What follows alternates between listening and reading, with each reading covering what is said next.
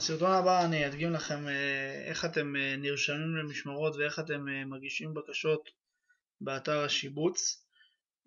כמו שהסברתי בכמה ישיבות בעבר, אנחנו תמיד נרשמים למשמרות של שבוע הבא, עד יום חמישי נרשמים למשמרות של שבוע הבא, ואז בעצם ביום חמישי מבצעים את השיבוץ ומפרסמים לכם את זה, וצריך לעקוב תמיד, גם אחרי שהגשתם בקשה, לעקוב באמת שהיא אושרה. אז איך עושים את זה? נכנסים לאתר מד"א החדש בכתובת mdaisrael.org.il.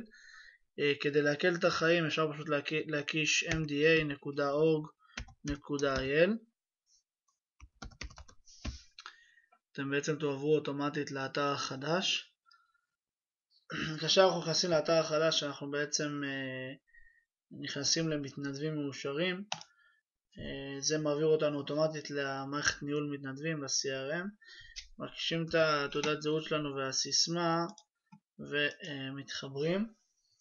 אחרי שהתחברתם אתם בעצם נכנסים לכרטיסייה של מערכת שיבוצים ולוחצים שוב פעם, לחצו כאן למערכת שיבוצים, יפתח לכם חלון חדש של הטיימטייבל.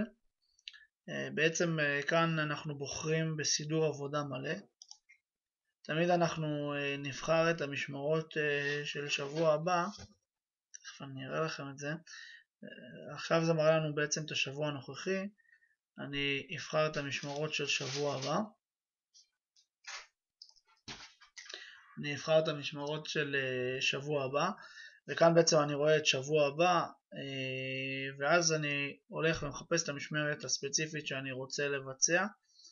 לצורך העניין אני רוצה לבצע משמרת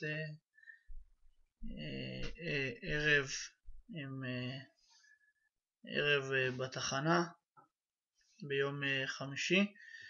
אני בעצם רואה שהמשבצת פה פנויה, רוב המשבצות יהיו פה פנויות. אני לוחץ על המשבצת, אתם רואים שהיא נצבעת בצבע אדום, ולוחץ לחצן ימני לקיחת משמרת.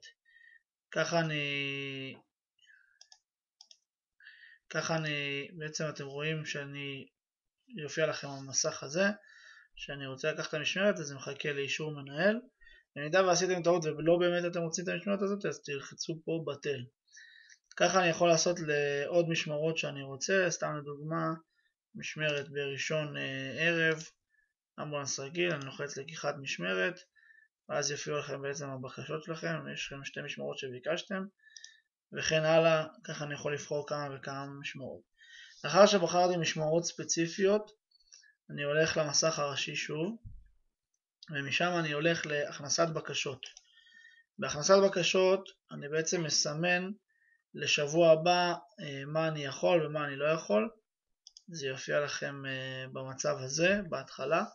זה תמיד מראה לכם את שבוע הבא. ואז בעצם אנחנו מסמנים באיזה ימים אני יכול ובאיזה ימים אני לא יכול. אני יכול לבחור פה בצד בין יכול ובין לא יכול. ברגע שאני בחרתי נגיד לא יכול, אז אני יכול לסמן שביום שני אני לא יכול בכלל, וביום שבת אני לא יכול בכלל. אם יש לכם זמנים ספציפיים, אז אתם יכולים לרשום פה בהערות מצד ימין. ביום חמישי אני יכול משעה 5, וכן הלאה, כל מיני הערות רלוונטיות. תזכרו בסוף לעשות בעצם שמור, ואז זה בעצם מגיע אלינו. וזהו בעצם, ככה אתם נרשמים גם למשמרות ספציפיות וגם מסמנים את שבוע הבא, שבמידה ואנחנו נראה שיש משמרת פנויה, אז אנחנו נוכל לשבץ אתכם לפי הבקשות שלכם.